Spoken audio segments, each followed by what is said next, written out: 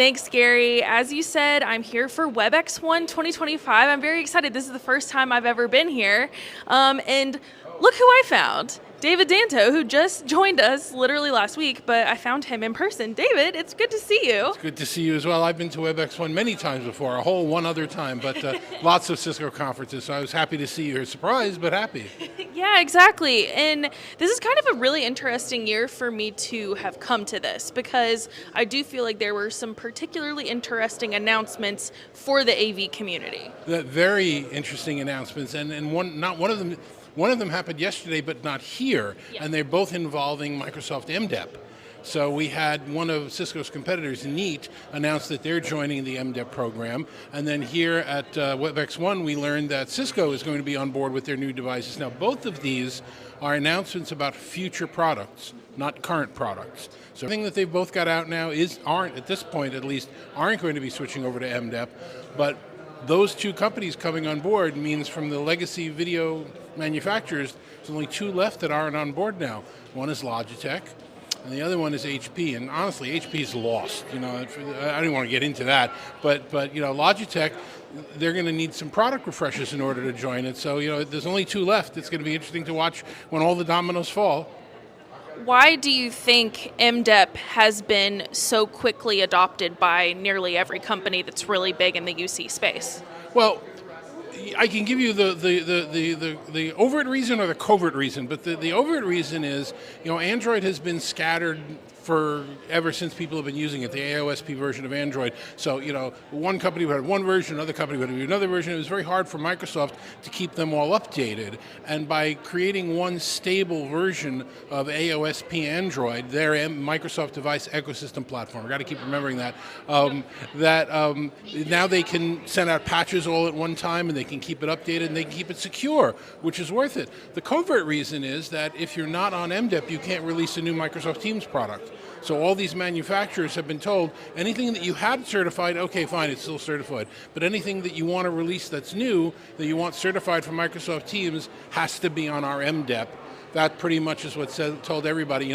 Neat's announcement was because we're expecting them to announce some new products soon. And with Cisco, we're expecting them to announce some products around the start of the calendar year. They had no choice.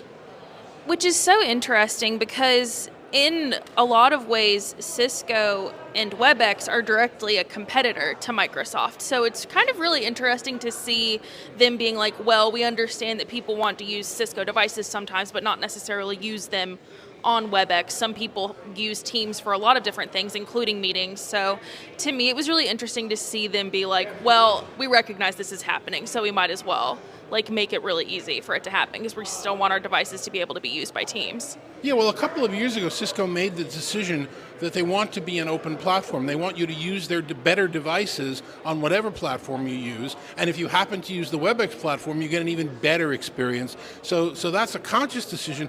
They're doing gangbusters right now, selling products into people that are using Microsoft Teams, and they've just made a similar announcement with Zoom, and it's now the most interoperable device on the market, which is stunning considering where they were, 5-10 years ago. So it's definitely exciting from the Microsoft side and the Cisco side.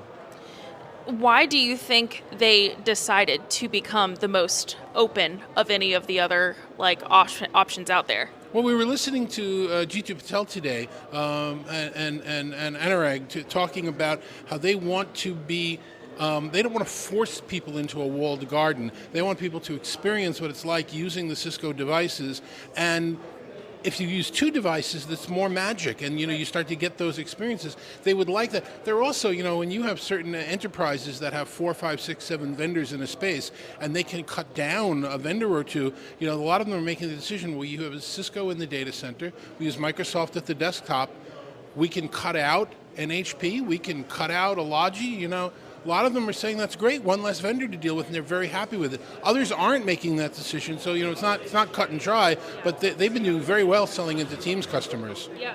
Well, operating not on a walled garden, a few AV companies can definitely learn a little something from what we have done here. Of the announcements that we are allowed to talk about, a lot of them are still under embargo.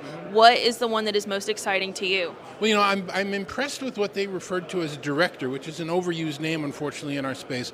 But when we came out with these simplified room systems for collaboration, you had to set them, well, we're going to be in group mode, or we're going to be in, speaker tracking mode, or this mode, or that mode. And what they've said is, why are we still telling people that they have to pick? Let's just have the AI in the system decide what the right shot is based on what they see. And they're creating, in many cases, a digital twin of the room. They're just looking at the whole room, so they're giving recommendations. The chairs are in the wrong place, the walls are in the wrong place, you need better microphones, and you don't have to tell me what shots to use for the camera. I'll figure it out based on looking at it.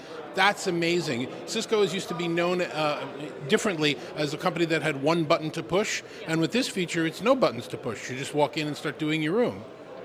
Which is really, really amazing, because when you think about it, I really do see AI being able to help us a lot in this way. Why aren't we leaning on it more to make our lives easier? It seems like a lot of other companies are just throwing it into their stuff in hopes of making it more popular, but it's actually overcomplicating it. It's nice to see Cisco taking the idea of this is actually supposed to simplify it for you. Yeah, well, we've seen a lot of AI washing. This is your AI tissues, and this is your AI college ring, and your AI toilet paper, and that's not what... Exactly. It means nothing. And, you've even seen some vendors here with the same, they use the term AI. But what you're seeing is different from AI. It's different from generative AI. It's different from meeting summaries. Yes, meeting summaries are cool. We've had this conversation before. But, you could have an intern do a meeting summary. It's not magical. But you could have a camera look at the room and decide what shot to take, or hear the noise of the people walking by and say, you didn't want to hear that, and get rid of that. That's what we used to call machine learning. Yeah. That's really a good use of AI. And simultaneous translation in different languages, that's when it's really improving the product, as opposed to just somebody taking notes so I didn't have to hire an intern. Making things clunky for no reason. Yeah. Well, Dave, thank you so much for your time. Thank you. Thanks for seeing you here. Yeah, of course. Where can people go find you on the internet? Well, we're on talkingpoints.com with a Z, Talking Points with a Z, or you can always just Google my name, David Danto. You'll always find me. Perfect. Well, Gary, I'm going to send it back to you. I have some more coverage to get done, so I can make sure to put that on the rAVe Pub's website. So I will see you later.